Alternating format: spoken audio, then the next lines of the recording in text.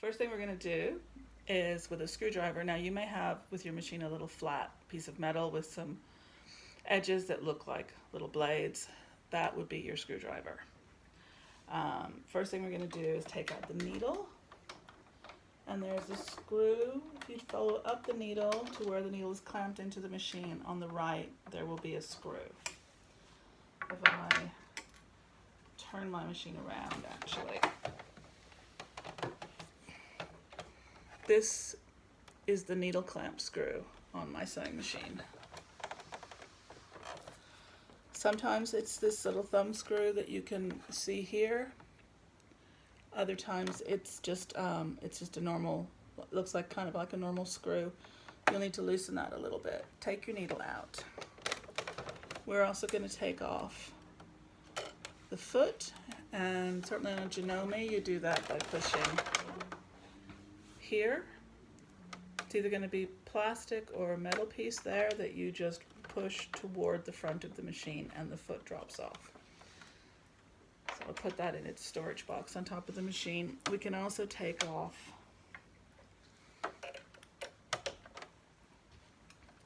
the presser foot holder here, which again is screwed on. And that gives us lots of room here to be able to do what we need to do to clean the machine. Now I'm going to unscrew the two screws here. This flat part here, this is what's known as the needle plate, and we need to take these screws out. Don't lose them. Put them somewhere safe. I'm dropping them down in the thread well of my machine. If you lose these, you'll have to get a replacement from your sewing machine manufacturer. And at this point in time, I don't think any of us are going to get that. All right, unscrewed that. I'm going to lift this plate off. I don't know how dirty this machine. Oh my goodness, excellent. Let me try and get the camera in here. Can you see how dirty that is? I'm not sure if you can actually see just how bad it is, but this lets me show you how we're going to clean the machine out.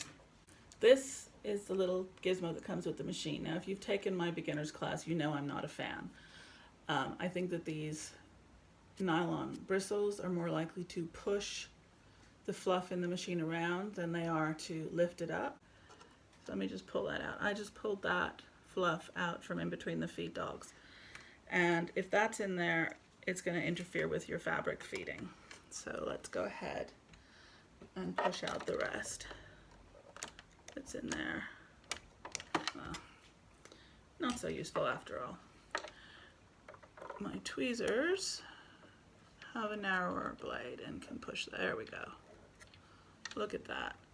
Sometimes this can be so caked in there that a brush won't clean it out, which is why I'm pulling it out like this.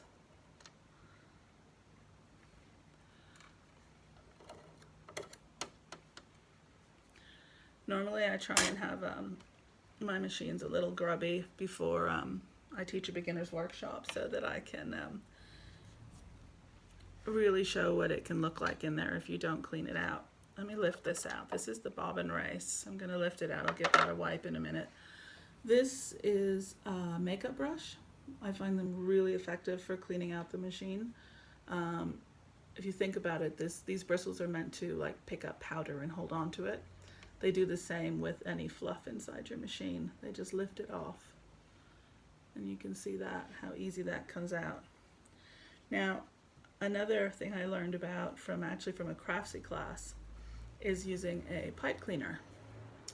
So you can go and raid your kids' arts and crafts and find one of these, because they do get right down in the guts of the machine when you need them to, but they're soft and flexible and they bend, so they're not going to break anything inside your machine. They're not going to push anything too hard, but again, they pick up all kinds of gunge and lift it out of your machine.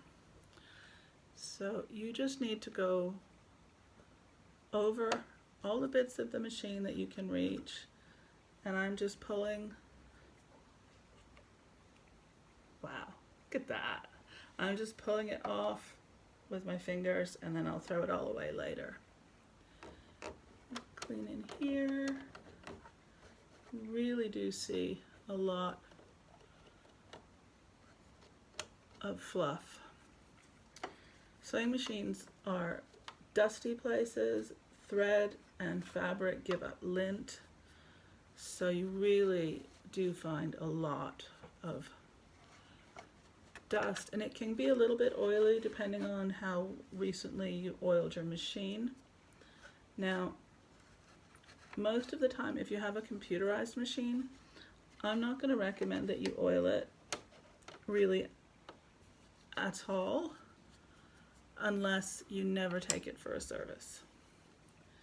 Now, if it hasn't been serviced in a long time, then we will oil it a little bit, but I'll just point out some spots on this because my machine, while it is dirty, I know is pretty well oiled because it was serviced only a few months ago by the Janome service technician here in Santiago. And there's a reason I teach this before I let anybody sew on a machine in one of my classes.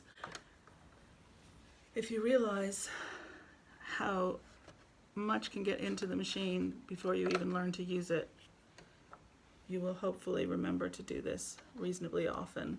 Certainly after you've worked with any super fluffy fabric, or if you've made, you know, a big project.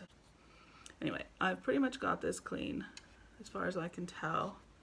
Let me just check down in here.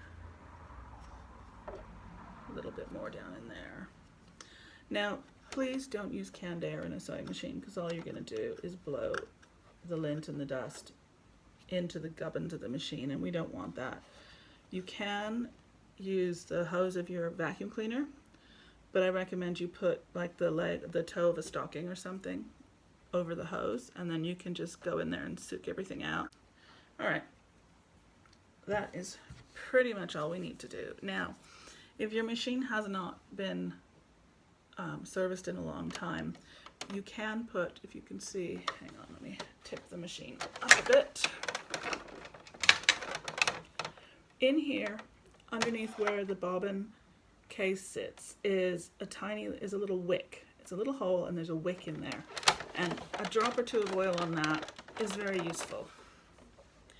Here on the needle bar, basically where metal touches metal, a little bit of oil, a drop, literally a drop. Don't put any more on.